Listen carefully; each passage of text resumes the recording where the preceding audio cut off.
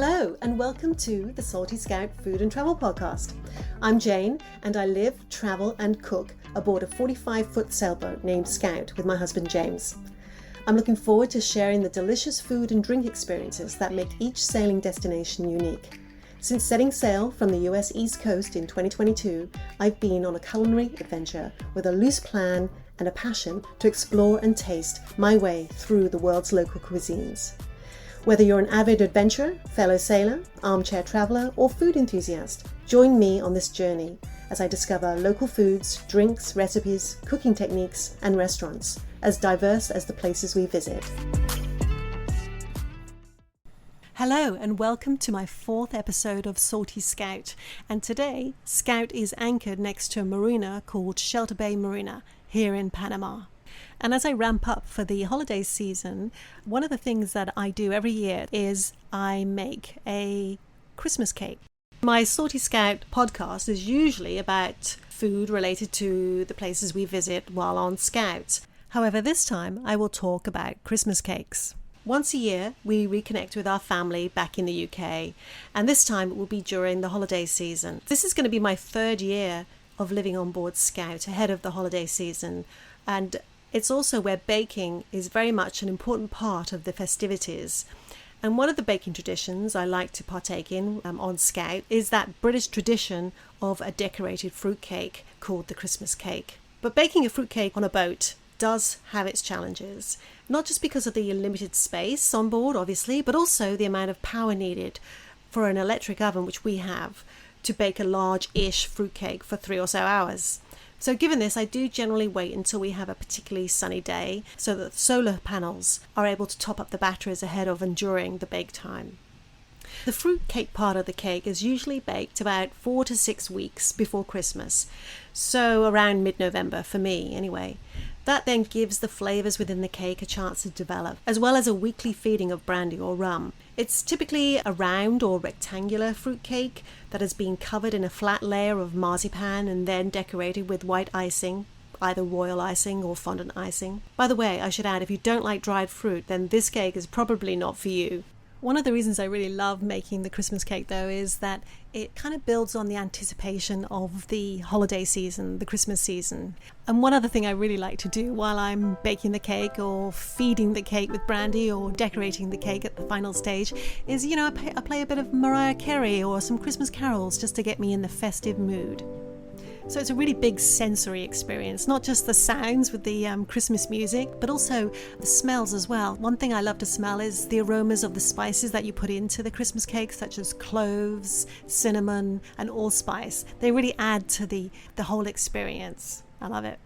So yes, the Christmas cake is very much a family tradition, and I gather that this cake started back in the 16th century with wealthier families taking the ingredients and making a fruit cake that they would use to celebrate the Christian feast day around the time of Christmas. And it was only later that the layers of marzipan and the white icing were added as a form of decoration.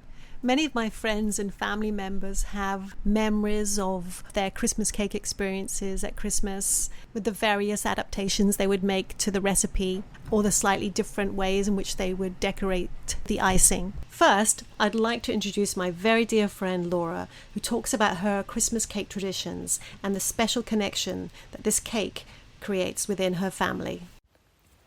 It was my Auntie Dorothy who taught me how to bake, and I think she used to make her Christmas cake at the end of summer or something. We actually just made ours last weekend because my daughter was home from university to celebrate a belated Thanksgiving together. So it's really important that we're all together as a family when I bake the cake, because once all of those ingredients are in the bowl, the dried fruit, the spices, that yummy homemade candied peel, everybody takes a turn, gives the mixture a stir and makes a wish. And the idea being that the wishes get baked into the cake and then they manifest and come true in the year ahead. Then the cake's fed with brandy. It's decorated traditionally for me with the layer of marzipan and icing. And the final flourish is I always decorate my cakes with the cake toppers I inherited from my parents after they died. They might look a bit gaudy to some people. They're really 1970s kitsch, but there's a big old plastic Santa and a Christmas tree and a plastic reindeer. I absolutely love them, and they just finishing everything off beautifully. Thank you, Laura, for that, and for reminding me about, yes, stirring that wish into the cake and for the wish itself to be baked into it. Lovely idea. I asked my mother-in-law, Carol, what experiences she had with Christmas cakes when she was growing up, and she gave me this lovely story about her own mother and her particular way of decorating the Christmas cake. My 2024 cake is quietly maturing, helped by regular drinks of rum. Next week I shall put a layer of marzipan on top, glued on probably with some marmalade. There's marmalade inside the cake too, along with some treacle, to give it a deeper, richer flavour. On top of the marzipan goes the icing, and this provides scope for some creativity. The decoration traditionally uses royal icing made from whipped egg white and icing sugar. My mother used to do the most stunning decoration. It was an annual ritual where the royal icing was piped in fine lines, perhaps 1/4 inch apart, across the flat surface. Then more lines would be piped at right angles over the top, making a 3-dimensional lattice. How she kept a steady hand while doing this, I don't know. The edges were then tidied up with some neatly piped royal icing roses, and the whole thing finished off with silver balls and plastic holly and left to dry and harden. It always seemed a shame to cut into this architectural masterpiece. Thank you, Carol, for that lovely story about your family Christmas cake. When it comes to actually making the fruit cake, there are 4 stages. The first one is soaking the dried fruit in brandy for several hours or even overnight, and that includes the nuts as well. And then the second stage is the cake batter. And you first mix the dry ingredients together. That's the flour, the spices, and the salt. And you separately mix the wet ingredients together, such as the eggs, the butter, and so on. Then you add the wet ingredients to the dry ingredients and then to the fruit that's been soaked with the brandy. And you mix it all together, and then you bake it, usually on a very low temperature, say about 275 Fahrenheit or 135 Celsius. And you cook it for about 3 or so hours. And then once you've removed it from the oven, you let it cool down before wrapping it up. And then once a week, take it out and play Mariah Carey again and start feeding the cake with a little bit of brandy. Just a little tipple is enough. And what could be 6 weeks before the time comes, I usually do it like a week before Christmas. I roll out the marzipan over the whole cake and then roll out the icing. And the icing can be either royal icing, which is a little crunchier, or fondant icing, which is a little smoother and softer with the glycerin. So yes, that was a very quick overview of how to make a Christmas cake. If you want a more detailed understanding, head over to my show notes, and I actually use a recipe from allrecipes.com, and I make some adaptations to it, but you can see the link to that Christmas cake. For me, the Christmas cake has become a symbol of family togetherness over the years as we transition from our life living in the UK to that in the US with a young family. And it was not just with the baking and the ceremonial cutting and eating of this delicious cake, but also in the topical or the theme choice of decoration, which the kids would play a very large part in using fondant icing. My friend Laura also lived in the US at this time, and she talks about her experiences of continuing the cake tradition outside of the UK.